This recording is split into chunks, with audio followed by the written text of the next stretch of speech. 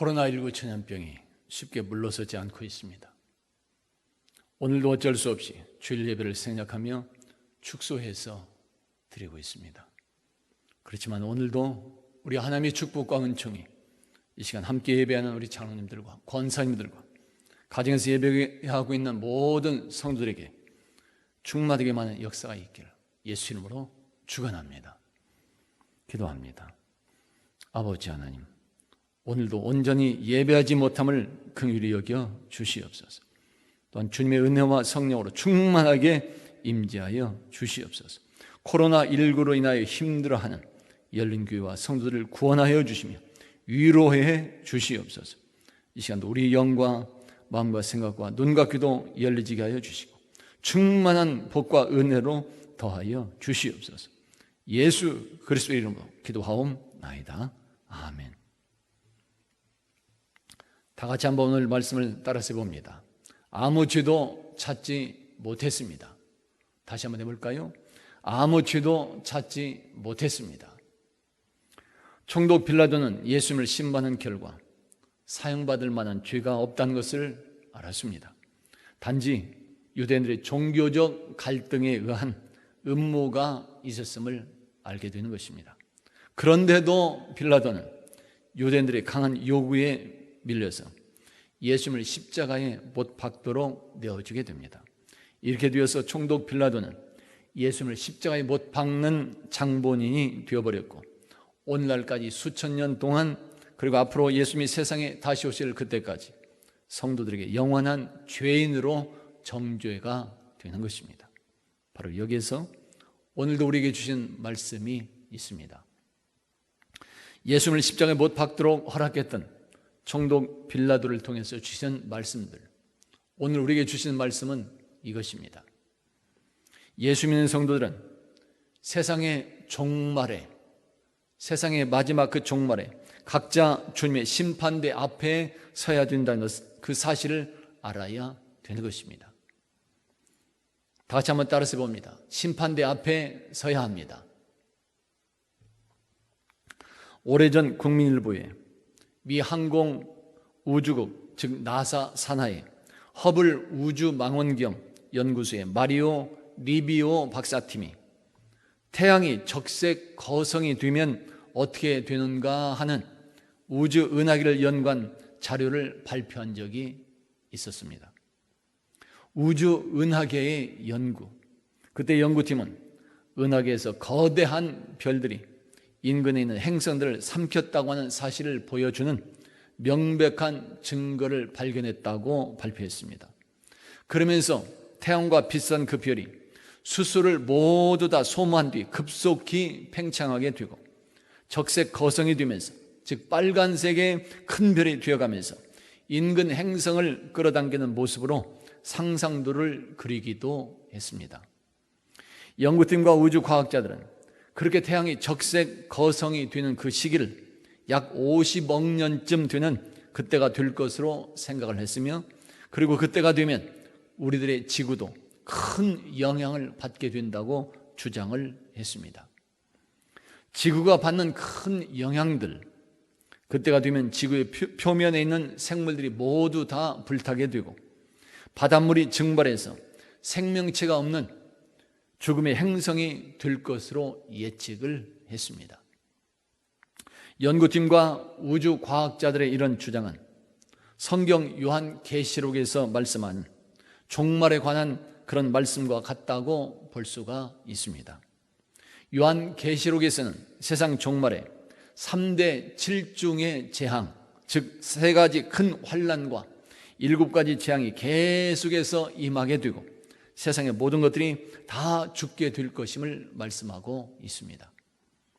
세상의 종말, 여러분, 세상의 종말이 과연 있을까요?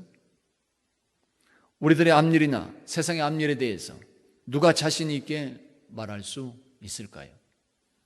세상의 어느 누구도 또 어느 단체도, 그리고 아무리 유명한 과학자라 할지라도 개인의 미래나 세상의 미래에 대해서, 더구나 세상의 종말에 대해서 자신 있게 말할 수 있는 사람은 없을 것입니다.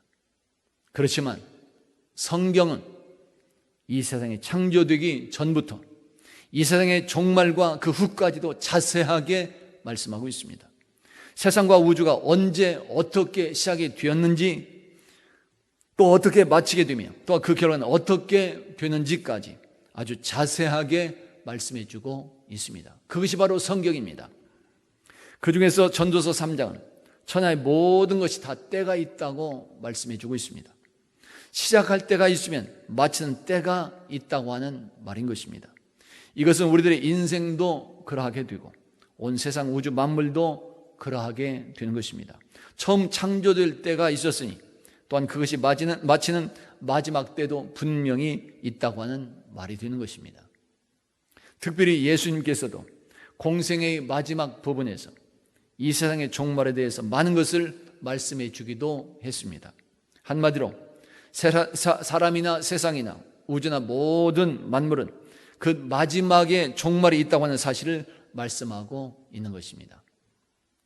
그리고 사도행전 1장에서는 예수님이 죽음에서 부활하시고 승천하실 때 그 자리에 있던 제자들과 사람들에게 천사들을 통해서 말씀하고 있었습니다.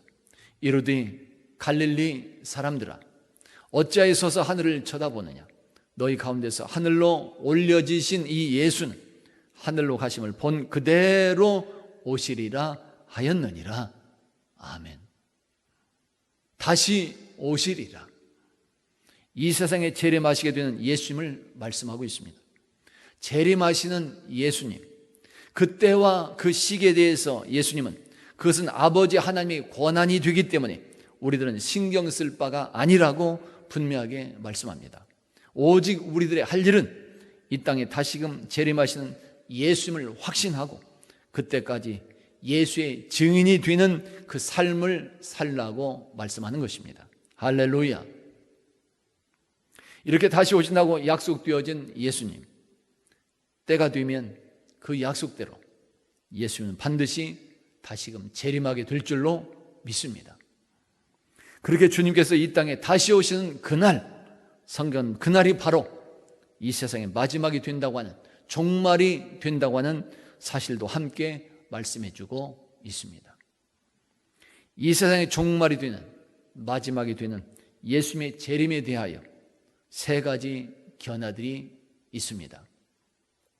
먼저는 후천년설의 견해가 있습니다. 후천년설.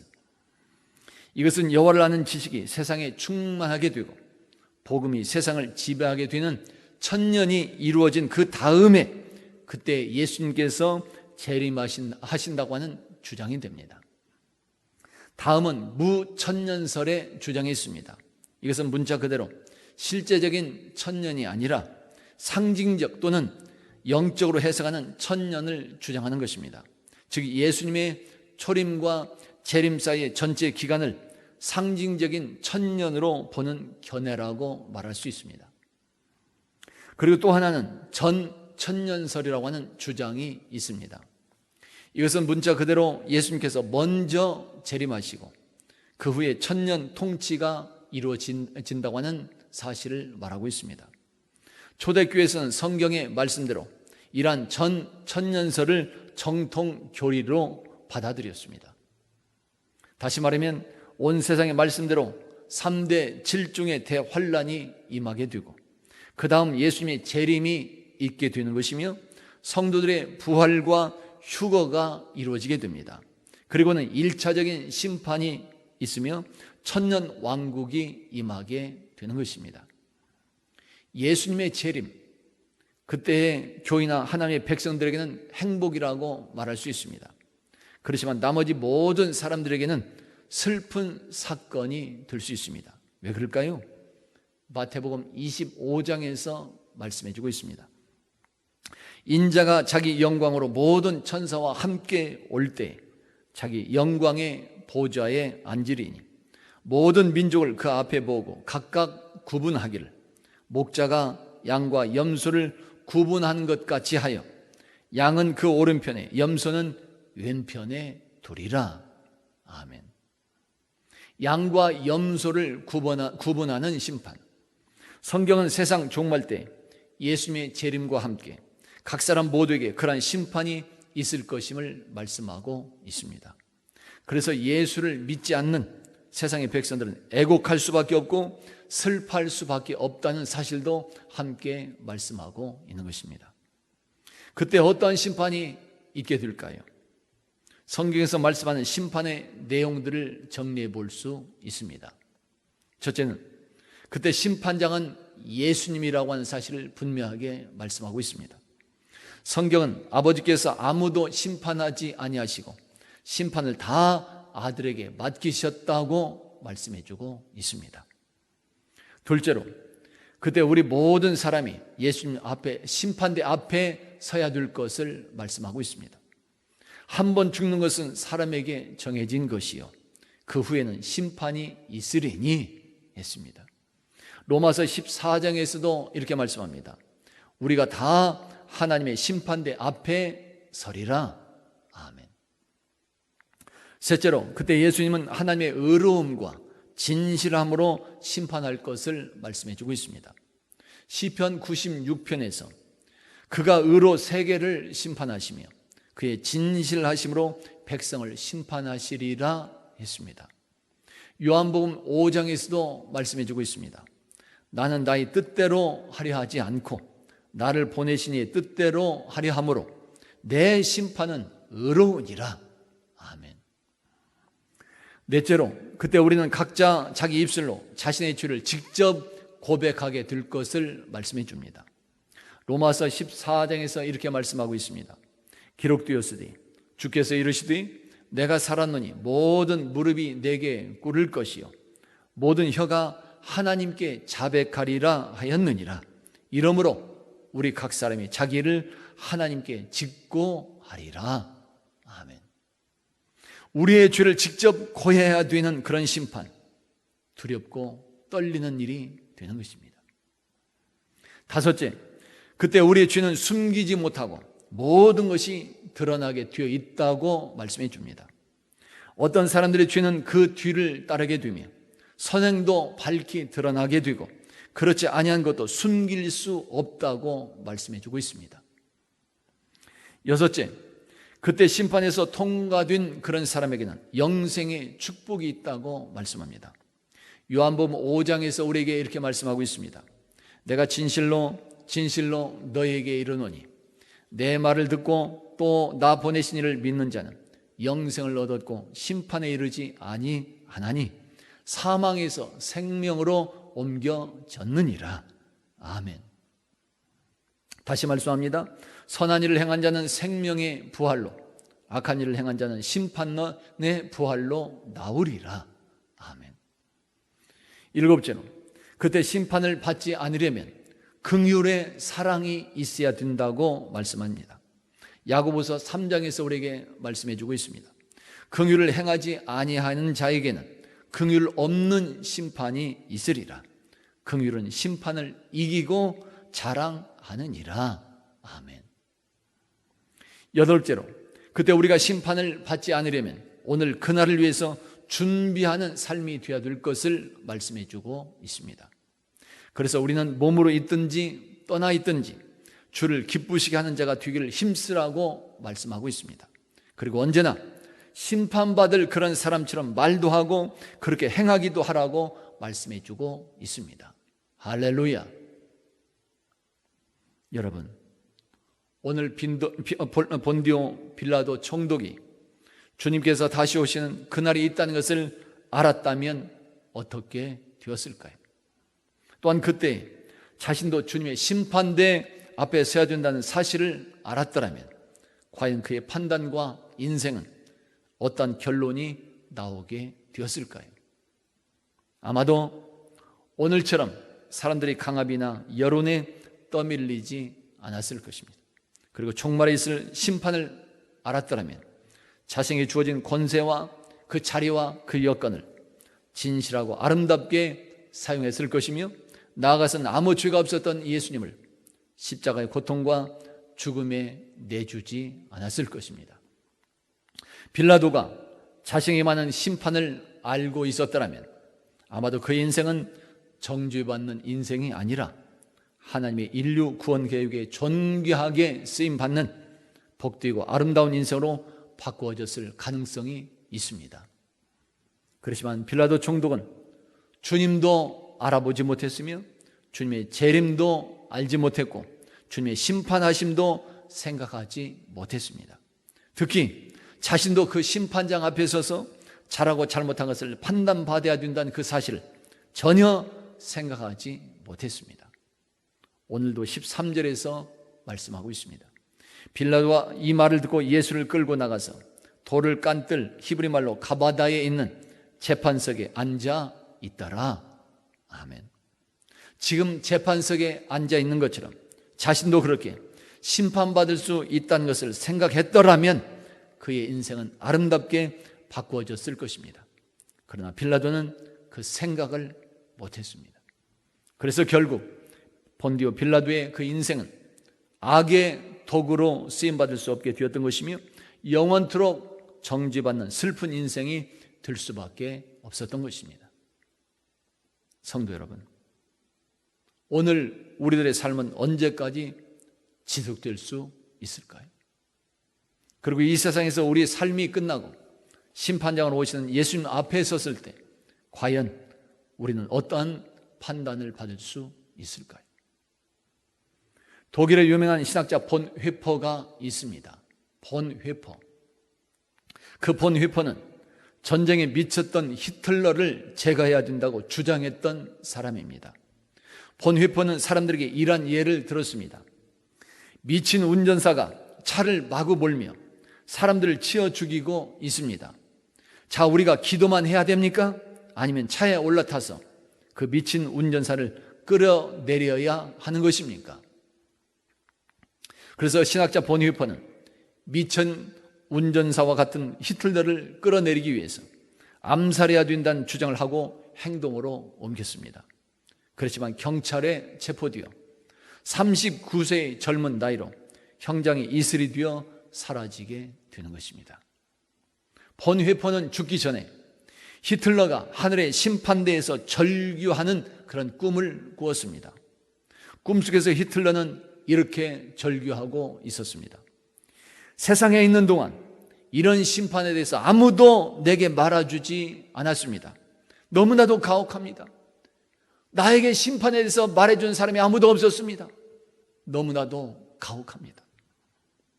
그때 꿈에서 깨어난 본 회퍼는 가슴을 치며 회개했다고 말해줍니다. 왜 그랬을까요? 히틀러를 제거하려고 하는 것보다도, 암살해야 되는 것보다도 복음을 전해서 예수의 심판이 있다는 것을 알려주었어야 했었는데 그렇지 못했기 때문이었습니다. 다시 말하면 독일의 히틀러도 세상에 종말이 있고 또한 그때 예수의 심판이 있다는 것을 알았더라면 거듭날 수도 있었는데 그렇지 못했다고 하는 말씀이 되는 것입니다. 그러므로 중요한 것은 오늘 우리들도 세상 종말이 있다는 것을 알아야 된다는 것이며 그때 우리들 각자 모두가 주님의 심판대 앞에 서야 된다고 하는 이 사실을 알고 모든 삶과 신앙생활이 이루어져야 된다고 하는 사실인 것입니다. 여러분, 우리들 각자 인생과 세상의 종말, 마지막을 생각할 수 있다면 그리고 그때 주님 앞에 서게 되는 그 심판, 우리가 이 진리에 대한 확신을 가지고 살 수만 있다면 오늘 우리들의 삶은 아름답게 거듭날 수 있습니다. 할렐루야. 그날 우리들이 심판대에 서야 된다는 확신을 가지고 살 수 있다면 오늘 우리들의 말과 행실을 절제할 수 있게 되는 것이며 나아가서는 각자 인생과 신앙생활의 그 현장에서 더욱더 진실하게 충성할 수 있으며 하나님의 영광도 나타낼 수 있습니다. 할렐루야. 이렇게 주님의 심판대 앞에 서야 된다고 하는 그 믿음, 그래서 우리 성도들 모두 다 빌라도처럼 정죄받는 그런 인생이 아니라 오히려 하나님의 인류 구원 계획하심에 존귀하고 아름답게 쓰임받는 역사가 있기를 예수 이름으로 축원합니다. 그리고 성경의 약속대로 주님께서 다시 오시는 그날 모두 다 칭찬받으시고 영생의 기쁨과 행복을 함께 누리는 귀한 복된 자들이 다 될 수 있기를 예수 이름으로 축원합니다. 다 같이 한번 따라서 봅니다. 심판대 앞에 서야 합니다. 기도합니다. 아버지 하나님, 오늘도 이 자리에 달려와서 우리 하나님을 예배하는 죄의 백성들 모두를 받아주시고 축복해 주시옵소서. 오늘 선포된 말씀처럼 우리들 모두 마지막에도 종말도 있다는 사실을 알게 하시고 그런 영적 분별력과 믿음 가지고 살아가는 우리들이 되게 하여 주셔서 주의 뜻하신 대로 진정 우리 하나님의 계획에 존귀하게 쓰임받는 그런 행복한 삶이 되게 하여 주시옵소서. 예수 그리스도의 이름으로 축복하며 기도하옵나이다. 아멘.